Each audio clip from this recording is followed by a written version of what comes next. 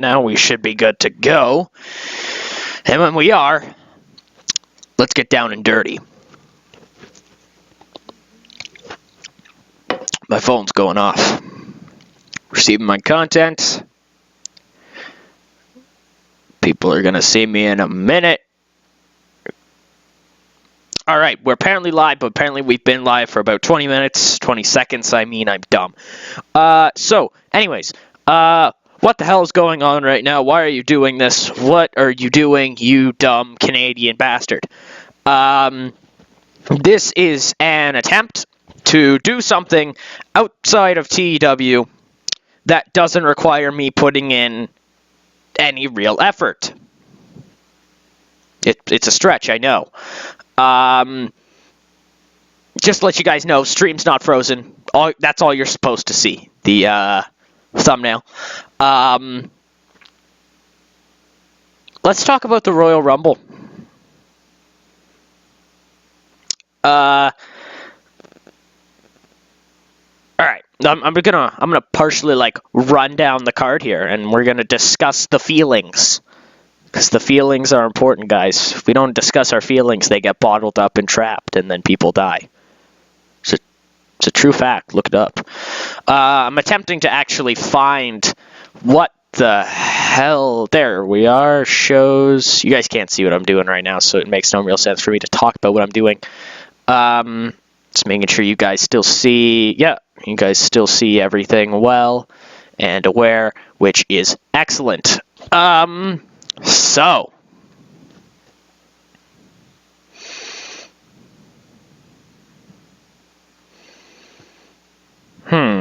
where is the Royal Rumble match results? Full story, network watch now on demand.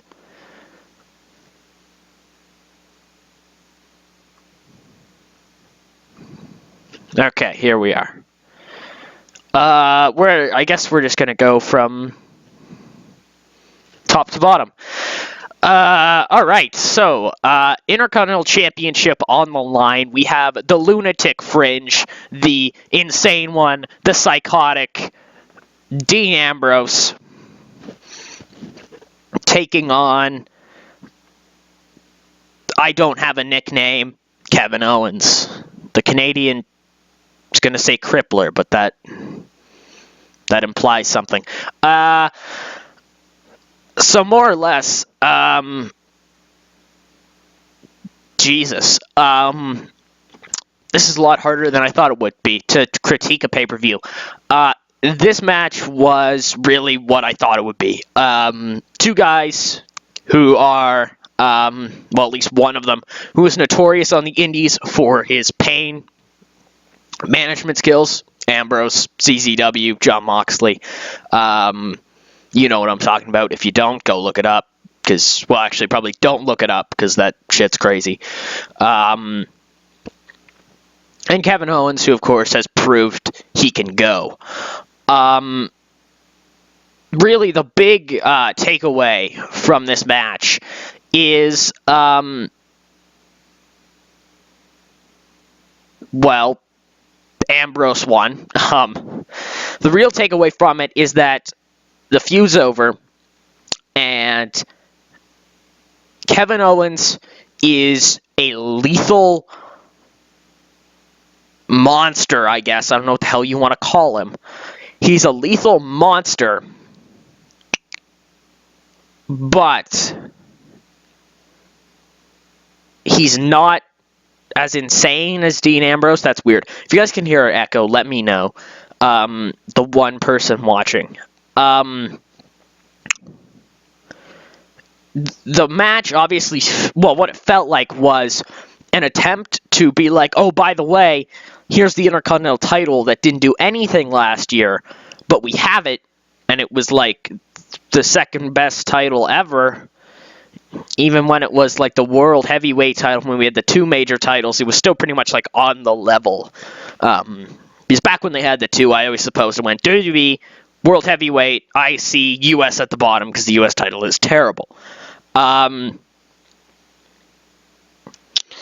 What was I going to talk about from there. I've lost. This is. I should structure myself somehow, so I just keep going. Match was bloody. Well, not bloody, but bloody crazy, I guess. Can we put that as a word? Yeah? There's nobody there? Okay, gotcha. It would work so much better if you guys could actually see me, but you can't. Match was good. I can say that. The finish was quite good. I saw it from a mile away, though. But that's kind of the feel of the Rumble this year. I saw it from a mile away, but still good. Sorry, my phone went off there. Moving away from that, I'm not going to rate individual matches, but I will try to rate the overall pay-per-view. And I'm trying to come up with one actually as I go, a rating for the pay-per-view, but I don't have to think about it because this match was extremely good. I can tell you that. Definitely a perfect example of what a last man standing match should kind of be. I guess of guys their size, because of course it depends. If it's smaller guy versus big guy, you don't need to have that kind of stuff, but you can have, the big guy beating the shit out of the little guy. Little guy, oh my god, he's got so much heart, Michael. He somehow keeps standing up. That was a terrible JBL, actually. I feel like I should hang my head in shame for even mentioning it, I guess. Basically, so we end, not end the night, I guess we kick off the night with Intercontinental Champion Dean Ambrose retaining his title. That's more or less all I can say. It was good, though. Moving into our second contest of the night, we have the WWE Tag Team Champions, The New Day, taking on the Usos. The opening promo from The New Day, introducing Francesca to... it reminds me why I love these guys so much. They're the most entertaining act in wrestling today, period. Hell, they're probably the most entertaining act of the past 10, 15 years. The only thing I could think that would top it would be like 90s DX. But of course 90s DX is kind of a different side of comedy. DX was more pushing the bar. New Day was kind of, here's your little box, and they're kind of working within it to be extremely entertaining. Anyways, the match ends with a phenomenal spot in which I think Jey Uso's up on the top corner or something like that. And then Kofi goes to like superplex him or something like that. Uso pushes him down. Big E tags in Kofi when they're not looking. There's my tag sound effect for you guys who didn't know. And basically what happens is Uso jumps down, super kick to Kofi. I don't know why I have to make noises for some reason. Super kick to Kofi, goes up top to do the splashy thing, the super fly splash, Uso fly splash. I don't know what the hell we're calling it now. He goes to do it, but then Big E slides into the ring, catches him out of mid-air, drops him with the big ending. 1, 2, 3. The finish, I felt like a Mania finish, but maybe that's only because the crowd is so rabid for New Day. The Usos rightfully getting booed out of the building. And I guess I was going to say I hate to call myself a smark, but I am. I'm truly at heart, I'm the smarkiest smark you can know.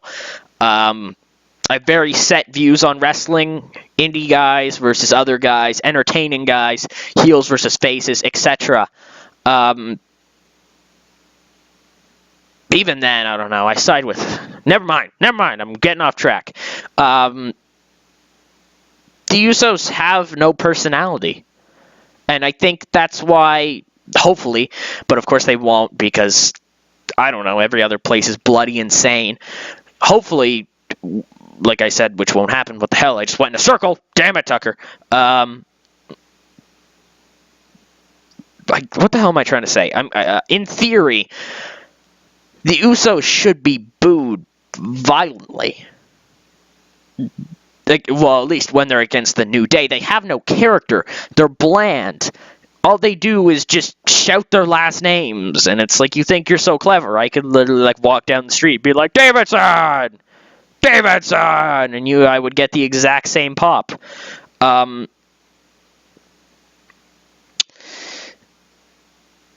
Yeah, I don't know. It's just it's a testament to what personality can do when it's let free, I guess. Because the three guys in the New Day, Kofi Kingston,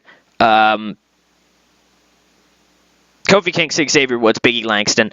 Before this group, these guys were nothing. They were like lowly mid-card, probably less, depending on how you see it, guys.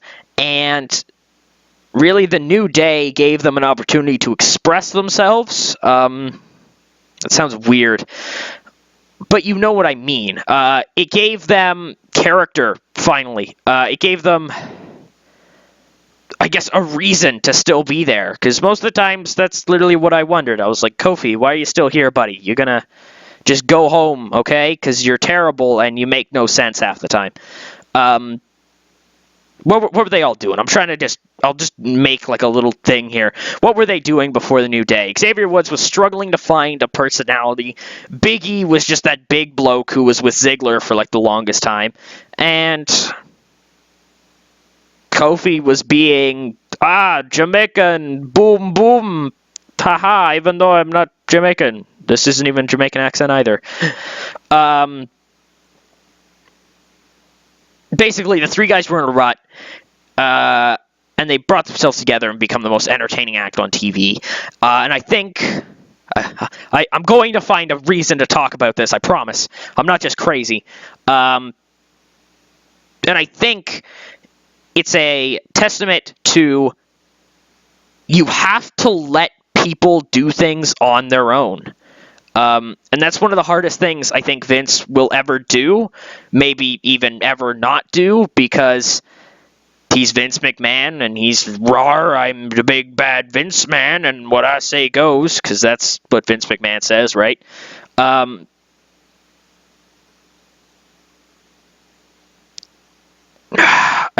trying to think of something here for a minute. The New Day are a perfect example of talents that were underutilized that we simply didn't know were being underutilized. I think that's the best way I can put them. The Usos are a perfect example of a talent that shouldn't be this utilized that are. For, like, apparently, like, no reason. And, well, of course, it's frustrating because, damn it. Sorry, lost a thing here. And I'm trying to find where the hell I was talking about. I just don't understand how by being super bland, you can make yourself a hero. Because if you look at heroes of the past, I'll give you Hogan. That's all I'll give you for an example of a super good hero who was bland. But in most cases, because they're good guys, heroes have to be special. They can't just blend in. And the perfect example of people just being there realistically is Rocky Maivia, The Rock. And it's funny too, even speaking of Rocky Maivia and The Rock, the New Day, I even said it, they're the three halves, not the three halves. Do the math, you idiot. They're the 3/3 of The Rock. Each of them is so much, I guess, in just their comedy and the fact that they're doing stuff. And I think that's all that really matters. I'm going to get back on track now. So, up next, we had Kalisto versus the United States champion Alberto Del Rio. Of course, the travesty going into the Rumble was on a Raw 2 weeks ago, I think. Kalisto wins the title. Oh my god, you've made a new star. Vince, pat yourself on the back. That's SmackDown. Like 3 days later in kayfabe, 1 day later in actuality. In actuality? I think I mean reality. I don't even know what I'm saying anymore. Kofi... No, Jesus, Kofi. Kofi, where the hell are you getting in here, boy? Kalisto does his thing, gets the title back. That's... I don't even know if I explained that Del Rio got the title back on SmackDown. I lost myself, okay? I lost my smile. But this match was a huge... If Kalisto doesn't win, we will riot. That's how it felt with a lot of the matches. The only one where I didn't care what happened was the IC belt and the Divas title. So that's a pretty damn good thing for WWE to do. I'm actually invested in a lot of their storylines. Maybe that's because there aren't so many of them, so they can hunker down now. But I don't know. In this era in which I think most times WWE TV is terrible, they've somehow interested me and made me care for characters.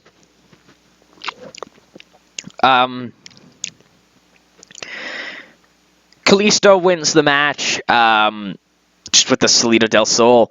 Del Rio removes the buckle pad, and then Kalisto jumps off the top rope, Botchamania Hurricane Rana into it, comes back, Salida del Sol, uno, dos, tres. I did it in Spanish because that's what the Mexicans do. I'm trying to figure out who Sin Cara's new running buddy will be, because Sin Cara needs a new running buddy. And I can't think of one, unless La Sombra is ready. You know, something like that. Anyways. It was overall good. Like, it was a boring match, of course, because Del Rio was there. But Kalisto definitely stole the show. Yeah. Now we are moving into the Divas title match, our semi-main event for the night.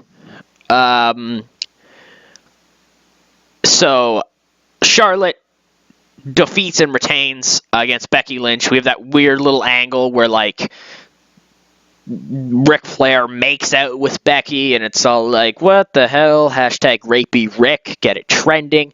I forget even how this match ended. Oh, right. Becky locks in the disarmer. Rick throws his jacket over her head. I don't know. It sounds super weird, but it was really cool when it happened. And then Charlotte gets up. Spear. That's it. She just ends her with a spear. So I'm like, wow, you just made her look terrible. Put her away with a signature, something I wouldn't exactly call good storyline, but, you know, Vince gonna do what Vince gonna do. Yeah, not much to say about that aside from women's wrestling, or is there? Post-match, Charlotte continues to beat down Becky, and then Sasha Banks' music hits. Oh my god. She comes down to the ring, looks to attack Charlotte, but then stops, throws Becky out of the ring, shakes Charlotte's hand. Ric Flair leaves, Charlotte leaves, and together, as a group of three, Sasha Banks, all of a sudden, for whatever reason, grabs Charlotte and hits her with the bank statement. Oh my god, we have a face Sasha Banks going into WrestleMania. Yes. Yes. Yes. The greatest women's wrestler in history.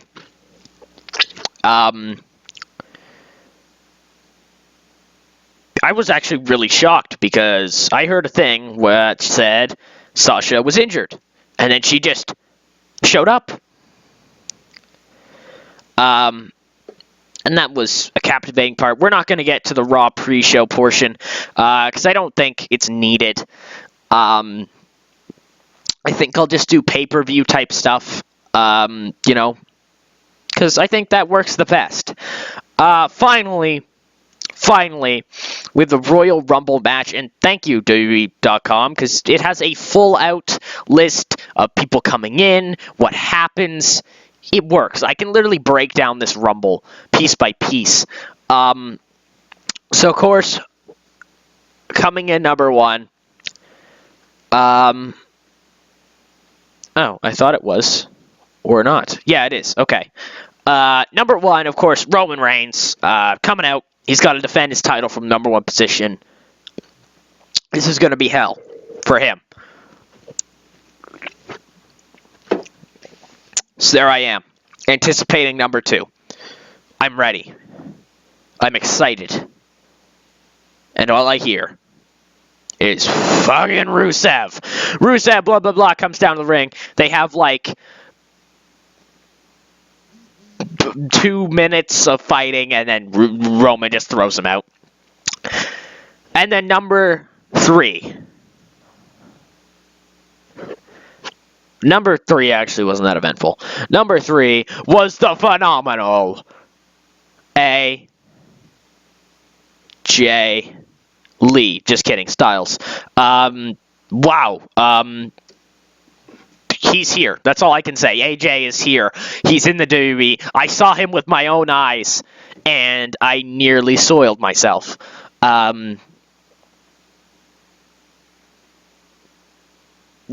I can't even say anything. I can't do justice to it. He's here, damn it. I've just violently coughed.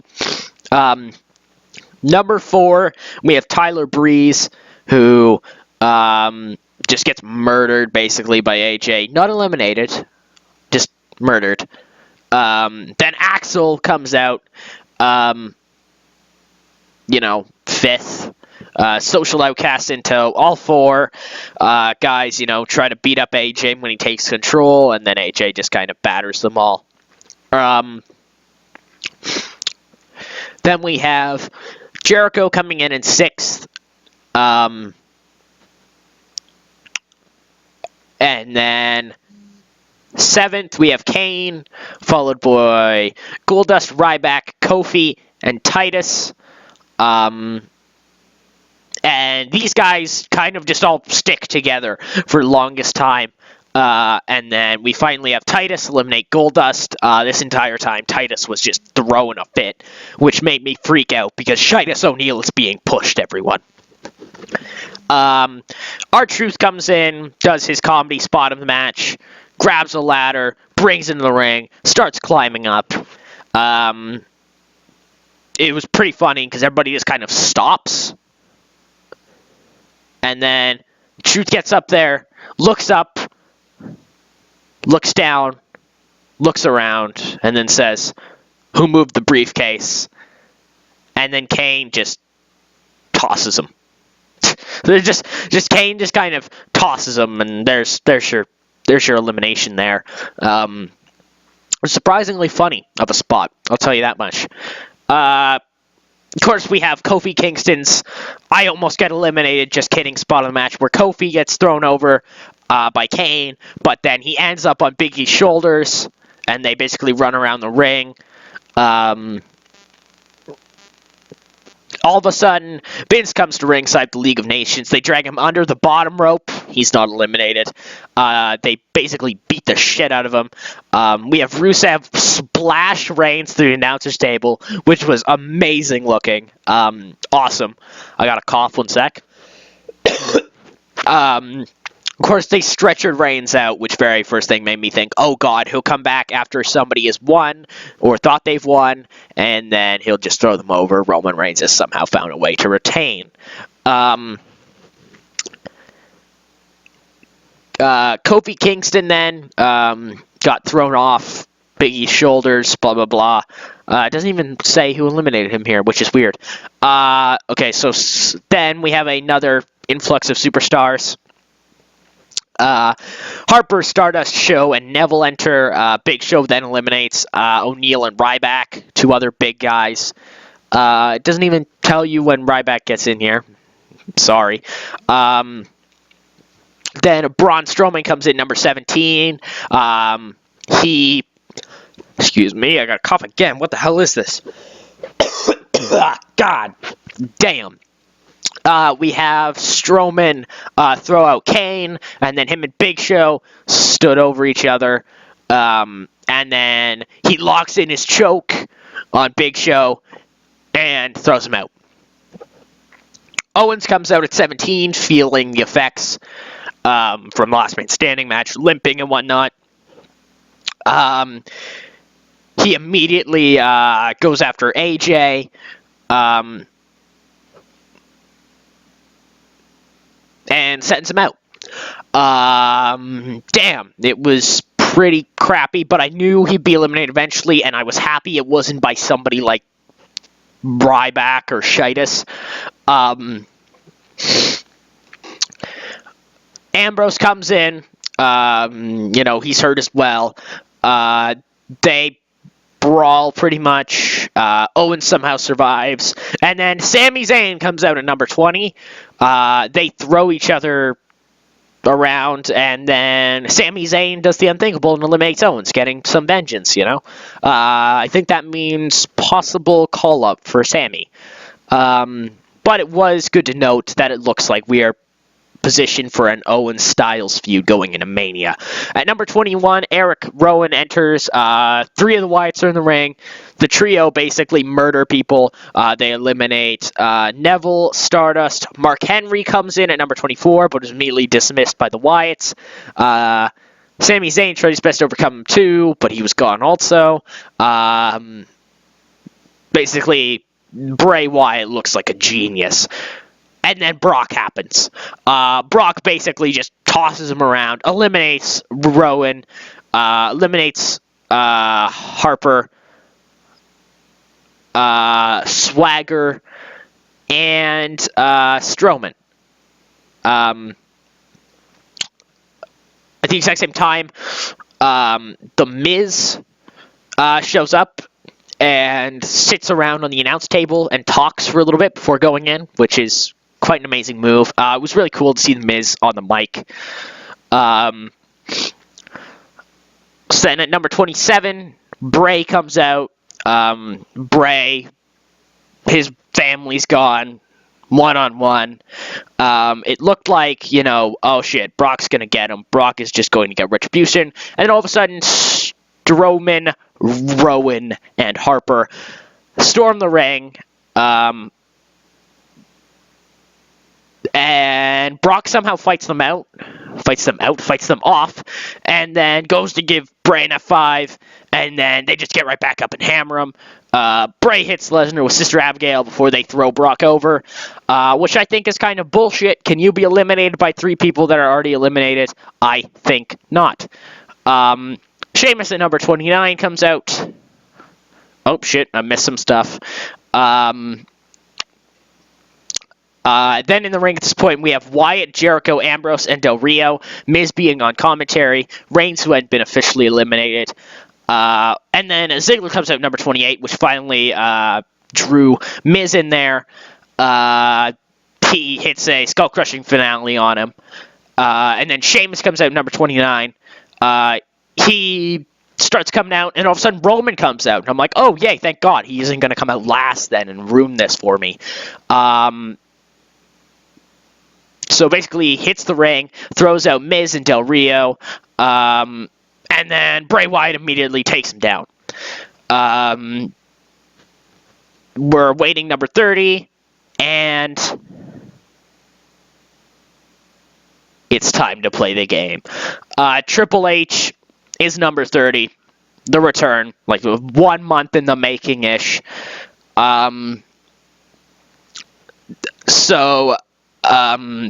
Basically, these two, Triple H and Reigns, beat the shit out of each other for like the longest time. And then Ziggler all of a sudden comes out of nowhere. And starts attacking Ziggler, or not Ziggler, starts attacking Triple H, but Triple H, of course, battles him back. There's a face-off between Wyatt and Triple H.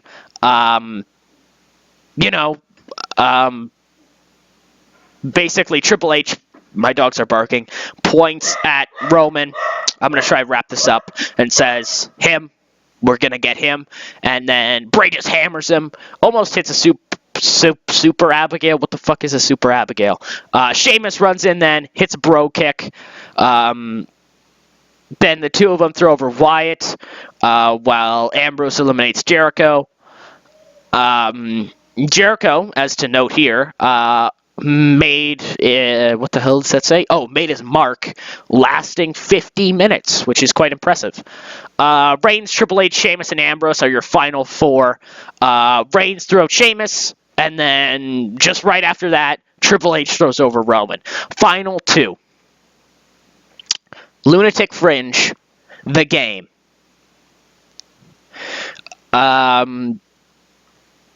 Basically, Triple H and Ambrose battle. Triple H ends up on the outside of the ropes, hanging on.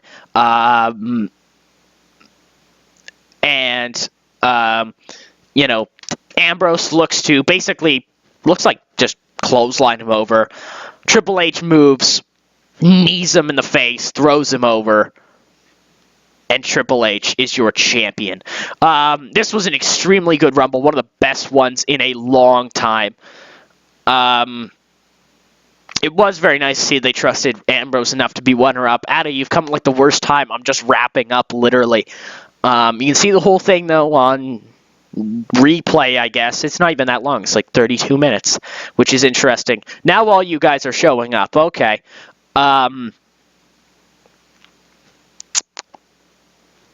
Anyways. Maybe you guys have been here the whole time and like YouTube just hasn't worked. I don't know. Anyways, this was an extremely good pay-per-view overall. I'd rate it B+, A-, something in there. It is literally the best Royal Rumble in the past decade, unquestionably.